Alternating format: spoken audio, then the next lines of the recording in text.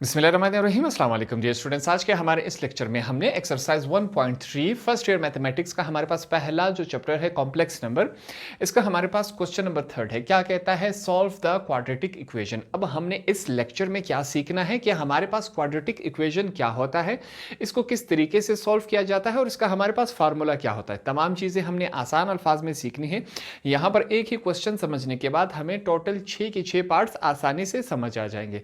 इससे पहले मैट्रिकुलेशन में भी हम कर चुके हैं। यहां पर फिर से सीखेंगे कि क्वाड्रेटिक इक्वेशंस को किस तरह सॉल्व किया जाता है। क्वेश्चन कुछ हमारे पास इस फॉर्म में दिया गया होगा। अब हमने इसको क्वाड्रेटिक इक्वेशन इसका निकालना है। सबसे पहले मैं यहां पर क्या लिखता हूं? सॉल्यूशन। सॉल्यूशन के बाद जो हमारे पास क्वेश्चन में दिया गया है इसको एक दफा लिख लेते हैं। जो वैल्यू है, सॉरी, ये हमारे पास क्या है? z का square minus 4z plus 13 is equal to 0। ये हमारे पास क्या है? वैल्यू दी गई है। अब क्वाड्रेटिक इक्वेशन के लिए हम क्या करते थे, देखिए ये आपके समझाने के लिए मैं लिख रहा हूँ। क्वाड्रेटिक इक्वेशन को सॉल्व करने के लिए हम लिखते थे कि हमारे पास a z के स्क्वायर के बराबर है प्लस b z के बराबर होता है plus c is equal to 0। ये हमारे पास इसके बराबर होता है। अब यहाँ पर देखिए z का स्क्वायर सिंपल z बिना z का स्क्वायर सिंपल z बिना z के। ये बातें क्लियर हो गई। जब यहां तक आ गए, अब हमने क्या बताना है इनको कि हमारे पास यहां पर क्या है। यहां पर हम लिखेंगे हियर, हमारे पास यहां पर क्या मौजूद है? a की वैल्यू, a हमारे पास यहां पर क्या है? 1 है, तो हम 1 लिखेंगे। z स्क्वायर के साथ कोई वैल्यू मौजूद नहीं। मैथमेटिक्स में जहां पर कुछ नहीं होता वो हम क्या समझते हैं? 1 है। यहां पर कुछ नहीं है तो हम क्या समझेंगे? 1 है। दूसरी तरफ चलते हैं b की वैल्यू हमारे पास क्या है? -4। याद रखिए नेगेटिव साइन जो है हमेशा लिखा जाता है और पॉजिटिव साइन नहीं लिखा जाता। ये हमने निकाल लिए। अब इन तीनों वैल्यूज का हमने इस्तेमाल कहाँ करना है? क्वाड्रेटिक इक्वेशन में। क्वाड्रेटिक फार्मूला हमारे पास क्या होता है? अब क्वेश्चन तैयार हो गया है कि हम इसको क्वाड्रेटिक फार्मूले में इस्तेमाल करें। यहां पर हम लिखेंगे बाय यूजिंग क्वाड्रेटिक फार्मूला। ठीक है, ये चीज हम लाजमी लिखेंगे ताकि उनको पता चल सके हमने कौन सा स्टेप किया हुआ है। क्वाड्रेटिक हमारे पास फार्मूला क्या होता है? मैं लिखूंगा z is equal to minus B plus minus, फिर हमारे पास क्या है? ये रेडिकल आना चाहिए, b का स्क्वायर माइनस 4ac होल का अपॉन क्या है? 2a। ये हमारे पास क्या है? क्वाड्रेटिक इक्वेशन का फार्मूला है। अब a b और c की वैल्यू उठा के हमने इस फार्मूले में पुट कर देनी है। हमारे पास क्वेश्चन सॉल्व होने की तरफ जाएगा, पुट करवा देते हैं। मैं लिखूंगा सबसे पहले z इज इक्वल टू, ये माइनस इस फार्मूले का है, मैंने माइनस लिख लिया। b की वैल्यू हमारे पास क्या है? -4, ये हमने लिख दिया, प्लस माइनस। यहां तक बात क्लियर हो गई। आगे चलते हैं। अब देखते हैं हमारे पास वैल्यूज क्या है। b का स्क्वायर है, b की वैल्यू हमारे पास क्या है? -4, इसका स्क्वायर ले लिया, -4 फार्मूले का है। a हमारे पास क्या है? 1 और c हमारे पास क्या है? 13, ये हमने लिख लिया। ठीक है, नीचे हमारे पास क्या है? 2 के साथ क्या है? a की वैल्यू पुट कर दी। a b c की वैल्यू उठा के जब हमने क्वाड्रेटिक इक्वेशन में पुट कर दी, हमारे पास ये इस शक्ल में मल्टीप्लिकेशन जो हो रही है उसको करवा देते हैं। z is equal to minus minus क्या हो जाता है मल्टीप्लिकेशन में? प्लस, प्लस का साइन हम नहीं लिखते हैं, +4, फिर प्लस माइनस हमारे पास इस शक्ल में आया। अब ये रेडिकल हमने ये लगा दिया। -4 मल्टीप्लाई बाय -4 क्या बनता है? -4 मल्टीप्लाई हो रहा है -4 के साथ, माइनस माइनस क्या हो जाता है? +4 4 जार 16, ये हमारे पास 16 की वैल्यू है। Minus plus minus minus plus minus हमारे पास 4 1 जार 4 4 13 जार हमारे पास क्या होता है? 52, ये हमने लिख दिया। नीचे वैल्यू क्या हमारे पास? 2 1 जार 2, ये बन गया। अब इस ब्रैकेट के अंदर वाली वैल्यूज को सॉल्व कर लेते हैं, देखते हैं ये हमारे पास किस फॉर्म में आ रहा है। इसको मैं थोड़ा सा करेक्ट कर लेता हूं। ये हमारे पास किस फॉर्म में आ रहा है, चेक करते हैं। z is equal to 4 plus minus radical, -52 में 16 निकाल दे तो हमारे पास क्या बनता है? -36। ठीक है, माइनस इस वजह से क्योंकि ये वाली वैल्यू बड़ी है। होल का अपॉन नीचे क्या है? 2 1 2 था, यहाँ आया हमारे पास। नेक्स्ट स्टेप में हमने क्या करना है? सबसे पहले इस -36 को हमने ख़त्म कर देना है और रेडिकल को भी। इसका हमारे पास प्रोसेस क्या होता था, यहाँ पर कर लेते हैं। z इज इक्वल टू हमारे पास क्या है वैल्यू? 4 प्लस माइनस रेडिकल -36 को मैं लिख सकता हूं 36 मल्टीप्लाई बाय -1 होल का अपॉन क्या है 2। अब हमारे पास ये वाली जो वैल्यू है ये भी -36 है, ये भी -36 है, प्लस माइनस -36 1 जार 36, वही -36 आया कि नहीं? बिल्कुल आया। नेक्स्ट स्टेप में क्या करते हैं इनके साथ, यहां पर देखें z is equal to 4 plus minus, ये जो हमारे पास रेडिकल है वो 36 का भी है -1 का भी है, एक साथ लिया गया है। हम क्या करेंगे, अलग अलग ले लेंगे ताकि हमारा जो क्वेश्चन है वो सॉल्व हो सके। 36 के लिए अलग ले लिया और -1 के लिए हमने रेडिकल अलग ले लिया। होल का अपॉन क्या है 2 है। यहाँ पर अब हमने एक रेफरेंस देना है, हवाला देना है कि हमें एक बात मालूम है। वो बात कौन सी है कि मैथमेटिक्स में जहाँ पर हमारे पास -1 आ जाए उसकी जगह हम क्या पुट कर देते हैं, आयोटा। यहाँ पर -1 है तो इसकी जगह अब हमने आयोटा पुट करवा देना है। करते हैं, क्या बन रहा है हमारे पास। सबसे पहले z is equal to 4 plus minus 36 की जगह मैं लिख सकता हूं 6 का स्क्वायर, 6 6 जार 36, वापस 36 बन जाता है, मल्टीप्लाई बाय आयोटा। इसकी जगह हमने उसकी वैल्यू पुट कर दी। होल का अपॉन क्या है 2, वैल्यूज कुछ इस फॉर्म में है। z is equal to 4 plus minus ये 2 इसके साथ कैंसिल हो जाएगा, हमारे पास 6 आयोटा जार आयोटा। ये हमारे पास क्वेश्चन कुछ इस फॉर्म में है।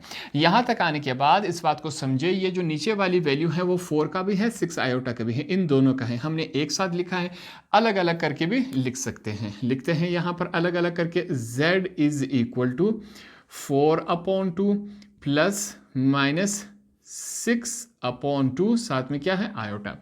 अब यहाँ पर कुछ कैंसिलेशन हो रही है, कैंसिलेशन करवा देते हैं, देखते हैं क्या बनता है। चेक करें इसको, 2 1 जार 2, 2 2 जार 4, 2 1 जार 2, 2 3 जार 6। हमारे पास वैल्यूज कुछ इस फॉर्म में बनी।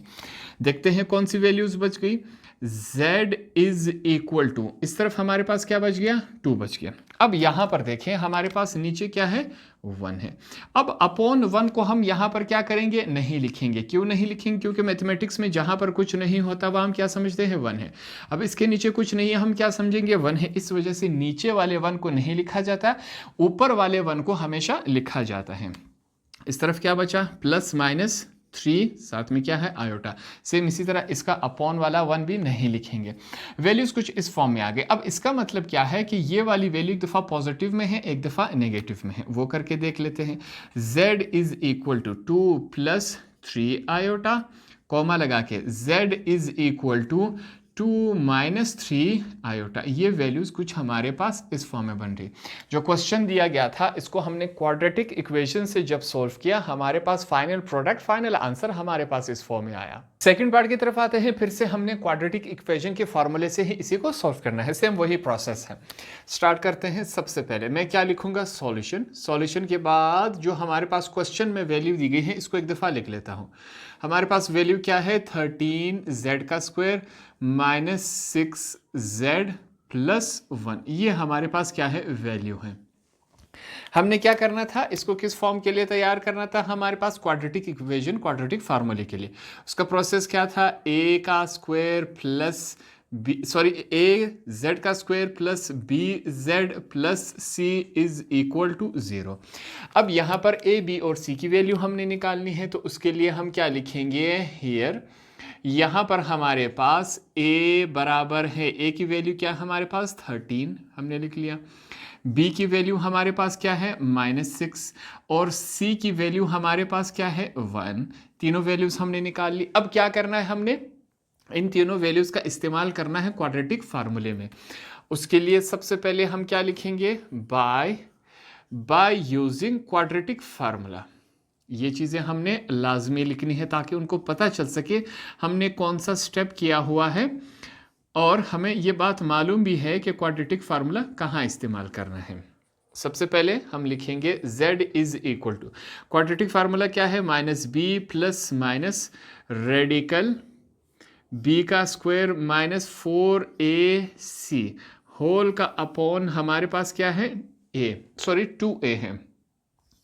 ये हमारे पास क्या है, क्वाड्रेटिक फार्मूला है। अब तीनों वैल्यूज उठा के हमने क्या करनी है, यहां पर पुट करवा देनी है। देखते हैं क्या बन रहा है। सबसे पहले z is equal to minus हमने लिखा, b की वैल्यू हमारे पास क्या है, -6 है, तो हमने ये लिख दिया, प्लस माइनस यहां पर रेडिकल मैंने पुट करवा दिया। अब b की वैल्यू हमारे पास फिर से क्या है, -6, इसका स्क्वायर है, -4 फार्मूले का। a की वैल्यू हमारे पास क्या है, 13, ये लिख दी। c की वैल्यू हमारे पास क्या है, 1, ये हमने इसको क्लोज करवा दिया। होल का अपॉन नीचे क्या है, 2, a हमारे पास 1 है, सॉरी 13 है, a हमारे पास क्या है, 13 है। इसकी करेक्शन कर ले, a हमारे पास क्या है, 13, ये मैंने 13 लिख दिया। सॉल्व करते हैं इसको। z is equal to, minus minus क्या हो जाता है, प्लस हो जाता है। प्लस का साइन लिखे, नहीं लिखा जाता, हम नहीं लिखते। यहां पर हमारे पास क्या आया, 6 प्लस माइनस, आगे चेक करते हैं, रेडिकल का साइन है, -6 multiply by -6, -6 multiply by -6, minus minus क्या हो जाते हैं, +6 36, तो यहाँ पर हमने 36 लिख दिया। 4 को माइनस प्लस माइनस हो जाता है, ठीक है। 4 मल्टीप्लाई बाय 32 क्या बनता है, 52 बन जाता है हमारे पास। 4 13 52 बनता है। होल का अपॉन नीचे क्या है, 2 को 13 के साथ मल्टीप्लाई करवा दे, 26 वैल्यू कुछ इस फॉर्म में बनी। इनको आगे सॉल्व कर लेते हैं, क्या बन रहा है, z is equal to 6 plus minus radical. अब 52 में से -52 में से अगर 36 माइनस करवा दे तो हमारे पास -16 बनता है। इसको चेक कर लेते हैं। 52 माइनस 36 क्या बन रहा है, 16, मगर कौन सा, माइनस का 16 है। ये वैल्यू कुछ हमारे पास इस शक्ल में आ गई, ठीक है। नेक्स्ट अब में हम क्या करेंगे, इस -16 और रेडिकल को हमने सॉल्व करना है। कैसे सॉल्व करेंगे, यहां पर चेक करते हैं।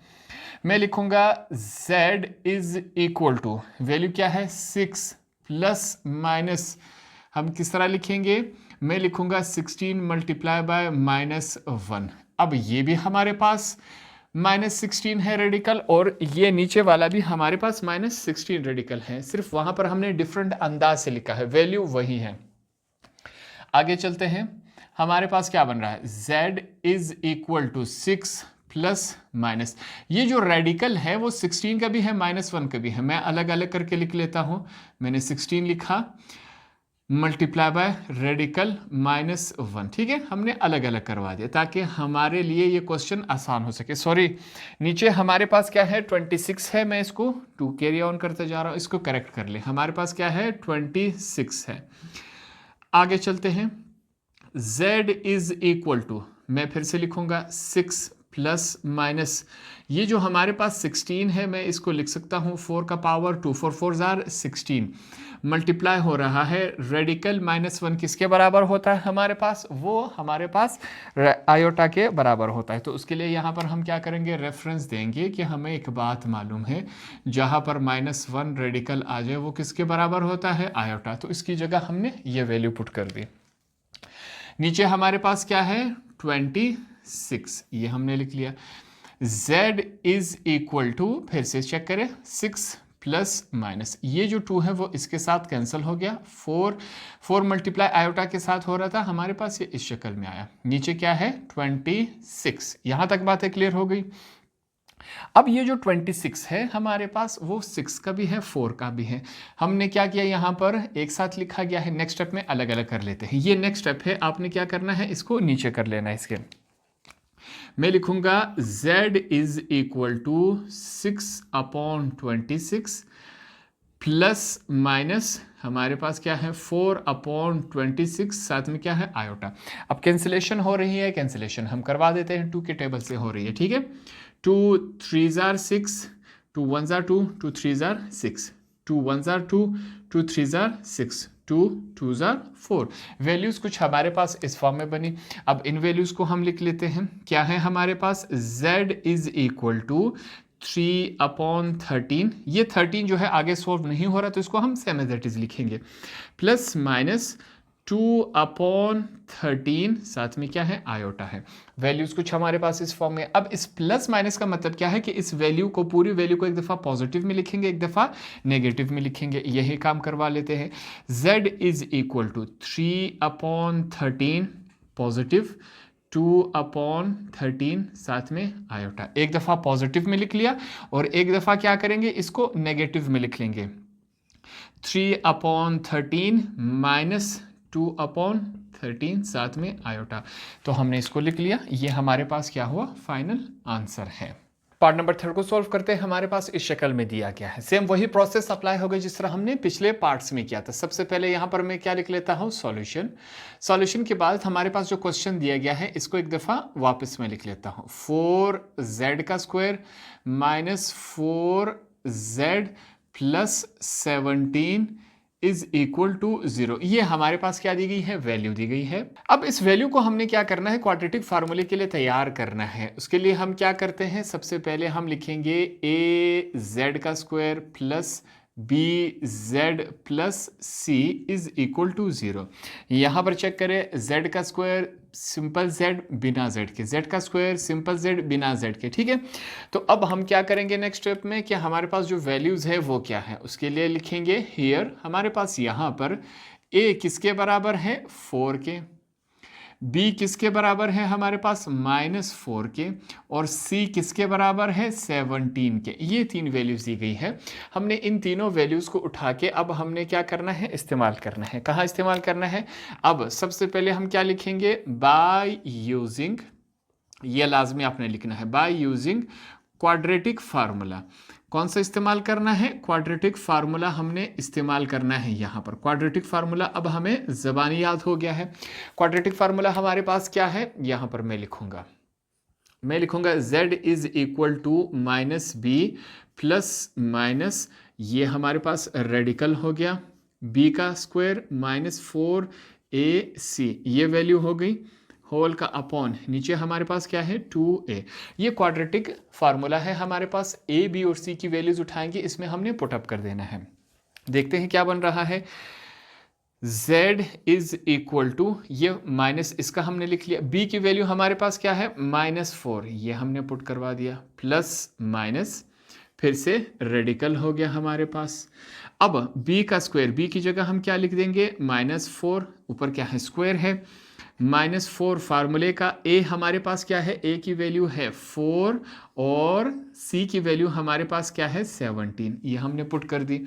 होल का अपॉन नीचे क्या है, 2 के साथ a पुट कर देंगे, a की वैल्यू हमारे पास क्या है, 4। ये कुछ इस तरह बन गया। नेक्स्ट स्टेप में क्या होगा, इस वाले हिस्से को हमने सॉल्व करना है, जो मल्टीप्लिकेशन हो रही है उसको करवा देते हैं। z is equal to minus minus क्या हो जाते हैं, +4 प्लस माइनस, ये हमने रेडिकल लगा दिया। -4 मल्टीप्लाई बाय -4 क्या होता है हमारे पास, +4 प्लस बन जाता है, plus plus minus minus plus हो जाता है, 4 4 जार 16, ठीक है, पॉजिटिव 16 बन गया ये हमारे पास।